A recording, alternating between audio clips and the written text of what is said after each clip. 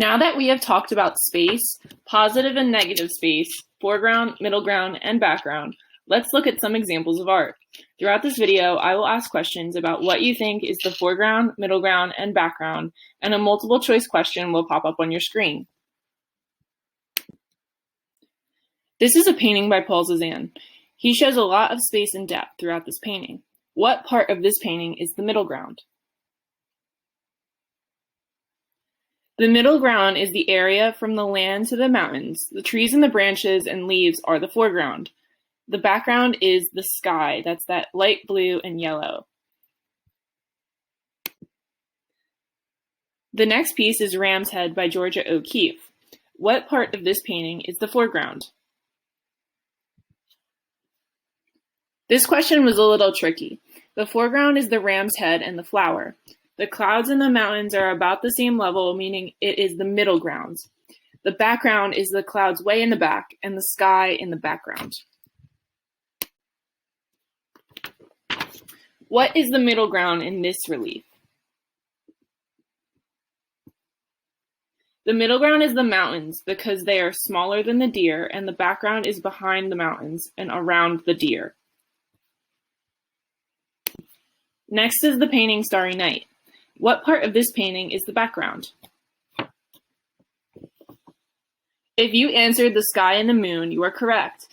The main dark shape going up to the sky is the foreground, while the yellow line going across most of the middle of the painting down into the town is the middle ground. What is the background of this relief?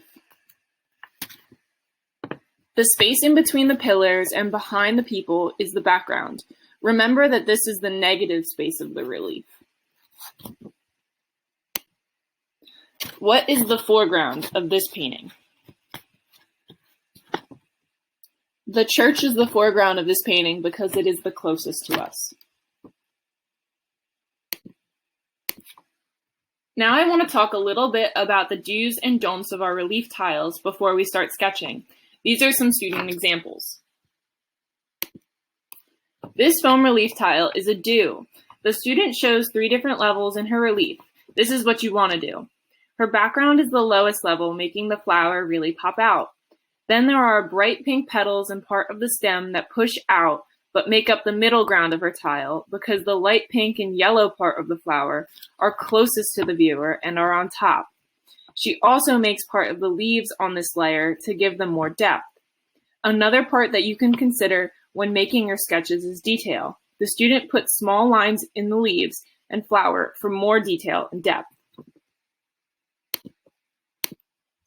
This tile has potential, but the student could have done a little bit more.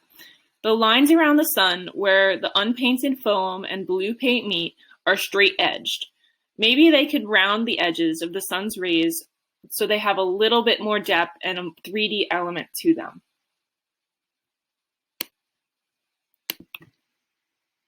This tile has a lot of do's. The wave is pushing out, creating a 3D feel, so the white part of the wave and parts of the detail are closest to the viewer. The black part of the wave is in the middle because it is not higher than the white part, but is also higher than the background. The student also uses the whole composition, and this is something that you can think about doing. This tile shows some depth, but if you look at it, the food bowl that is the light grayish area is painted. Instead, the student could have made it so the green part was the highest, the light gray is the middle, and the dark gray is at the very bottom. The white part of the cat should also be at the highest level instead of it being carved in. Then the cat would look a little bit pudgier and have a better 3D element to it. Now it's your turn. Begin sketching and using your sketchbook pages. The drawing should be about half of your sketchbook page, so if you want to draw a line through the middle like hamburger style, that might help.